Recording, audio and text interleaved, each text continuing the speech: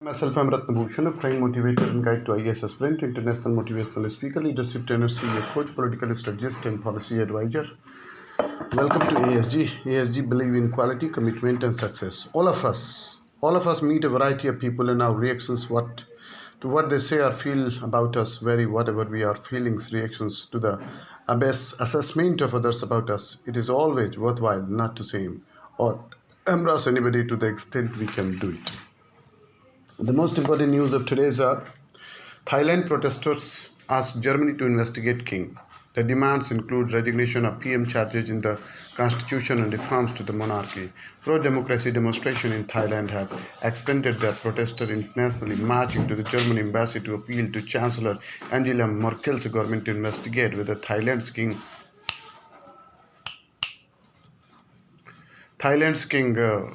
has exercised political power during his extended stage in Bavaria. The protesters acted while criticizing their own parliament, which began a special two-day session earlier Monday to address political tension resulting from the near-daily pro-democracy protest demanding the Prime Minister's resignation, constitutional changes, and reforms to the monarchy. The Gilgit-Baltistan game plan. If Islamabad integrates the region into Pakistan, that would serve its own interest as well as China. Reports indicate that Pakistan government is on verge of declaring Gilgit-Baltistan a province of Pakistan. The most authoritative declaration came last month from Pakistan Minister of Kashmir Affairs and Gilgit-Baltistan, who stated that Prime Minister Imran Khan would soon make an announcement to this effect. Technically speaking, Gilgit-Baltistan was a part of the state of Jammu and Kashmir at the time of partitions, although Dogra rule sat very lightly on this region, much of it, particularly Gilgit, because of its strategic importance in the context of the Great Game in Central Asia.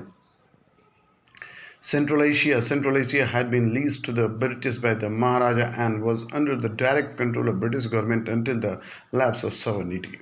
Gilgit had its own British afford, a local army, the Gilgit Scouts, which switched allegiance to Pakistan within a week of the Maharaja's accession to India. From the beginning, Gilgit-Baltistan was governed as a separate entity by Pakistan, not as a part of Pakistan-occupied Kashmir (POK).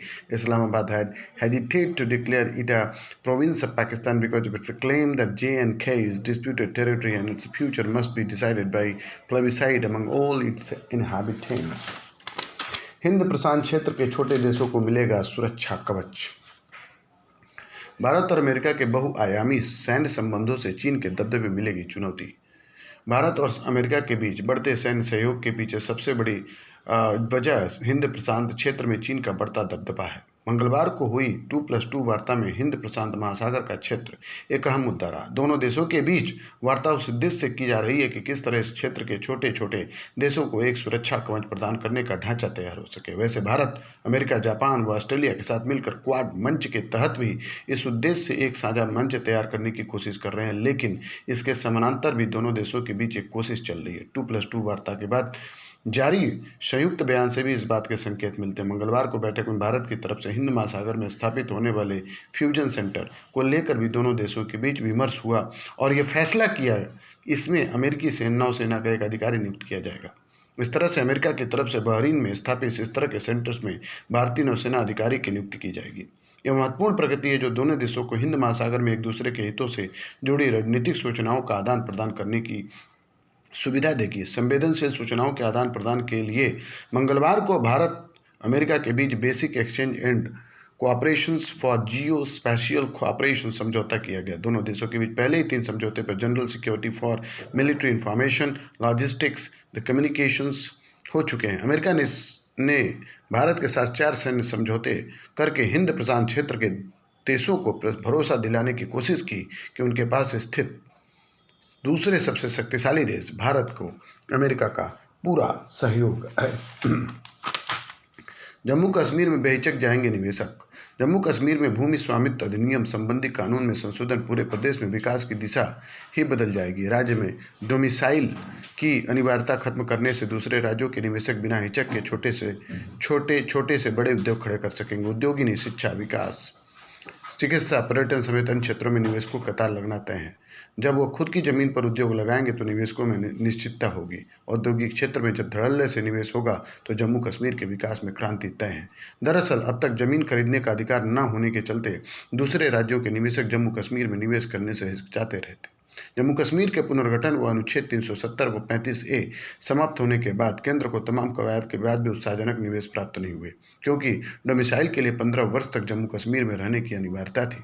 Domicile के बाद ही जमीन खरीद सकते थे, लेकिन अब जम्मू कश्मीर में भूमि स्वामित्व अधिनियम संबंधी कानून में संशोधन ने इस अड़चन को दूर कर दिया। निजी क्षेत्र में रोजगार मिलने पर भी दूसरे राज्यों के युवा वहां नौकरी करना पसंद नहीं करते थे, क्योंकि उन्हें पता था कि वहां न तो वे घर खरीद पाएंगे और न जमीन। इस कारण जम्मू कश्मीर में हमेशा ही कुशल कारीगरों की किल्लत रही। मगर अब हालात बदलने में निवेशक बढ़ेगा तो स्थानीय युवाओं को भी रोजगार मिलेगा। दूसरे राज्यों के लोग भी अस्थायी रूप से वहाँ नौकरी और कामकाज के लिए ललायित होंगे। यह कदम अच्छा है।